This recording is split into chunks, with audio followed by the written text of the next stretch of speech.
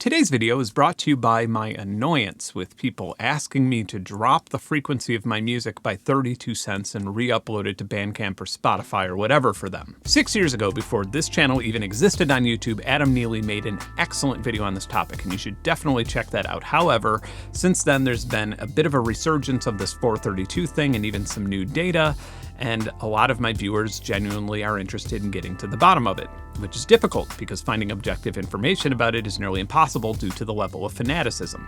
Even Google will give you completely nonsensical answers. What is the significance of 432 hertz? According to University of California press journals, some adherents to the idea of 432 hertz tuning believe that this heartbeat resonates sympathetically with music tuned to a 432. Such that our body's atoms, thought waves, and even our DNA respond positively as we listen.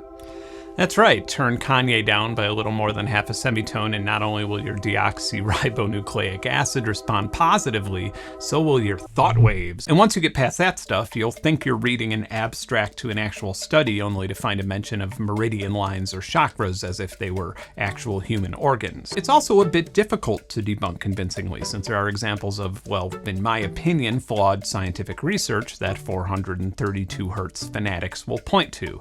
But we're not only going to debunk the 432 hertz movement in this video, we're gonna cancel it. If you're unaware of what I'm talking about here, there are a whole lot of people out there who believe that music sounds better and properly connects and resonates with us when A is tuned to 432 hertz instead of 440 hertz. This is how music sounds when tuned to the A440 standard, and if you bring it down to 432, somehow that is superior. The vast majority of the music that we listen to or create, at least here in the West, is tuned to the A440 standard, and there is no law or rule forcing anybody to tune their music in any way. It's just pretty convenient. But here we are on the internet in the post-truth era, so it's unsurprising that we're being bombarded with this. There are many serious studies confirming the destructive influence of the 440 hertz frequency on humanity. Looking at these two pictures, 432 is the natural harmonic resonance. It's essentially nature's sound.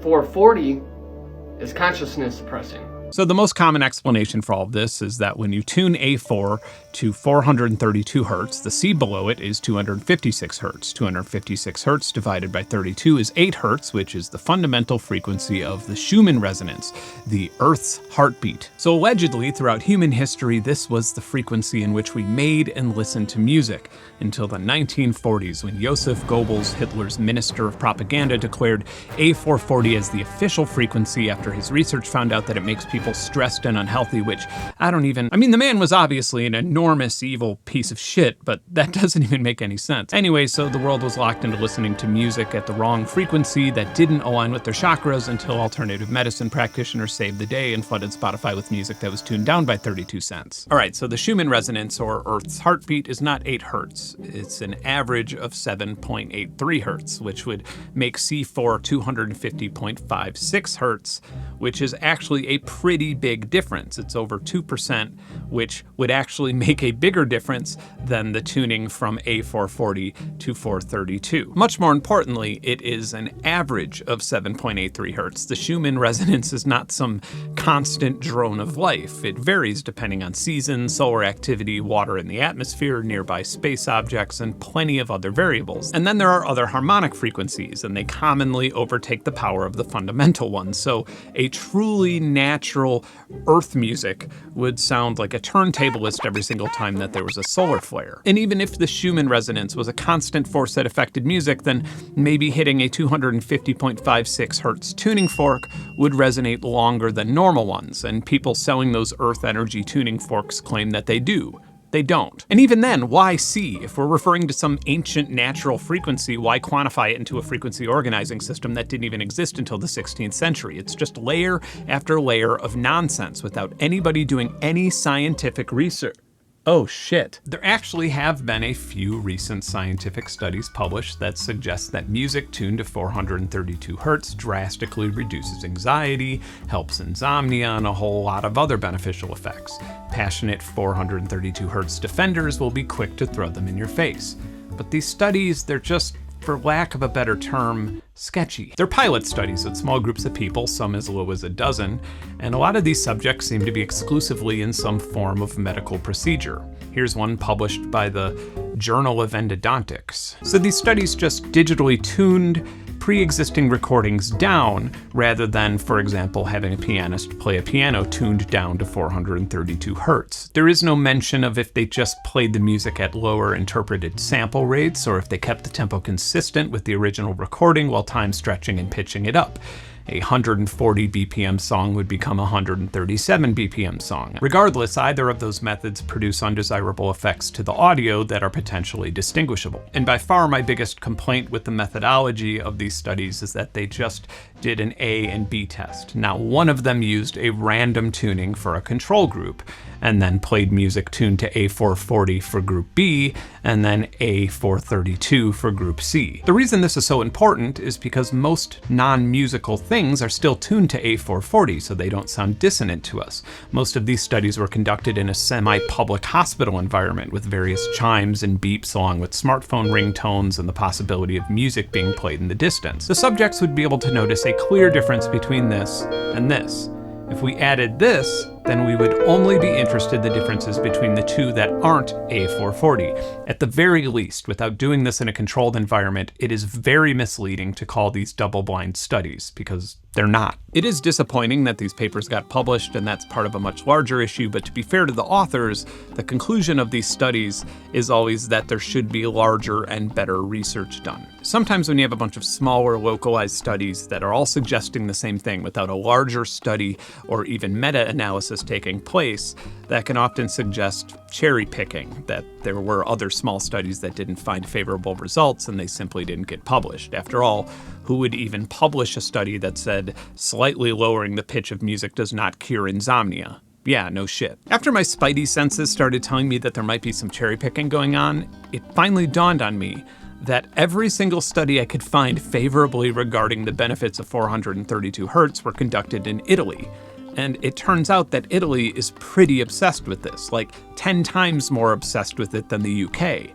Why? Oh, I have a theory. So Alpha Opera Master Giuseppe Verdi really liked 432, and the reason for this was because there was allegedly a phenomenon where orchestras were drifting upwards in pitch in their instrument tuning over time, and it was making opera singers like Verdi miserable. It's not exactly a secret that Verdi was also known for being a bit of a prick, and he was willing to die on this hill among many others in his political career.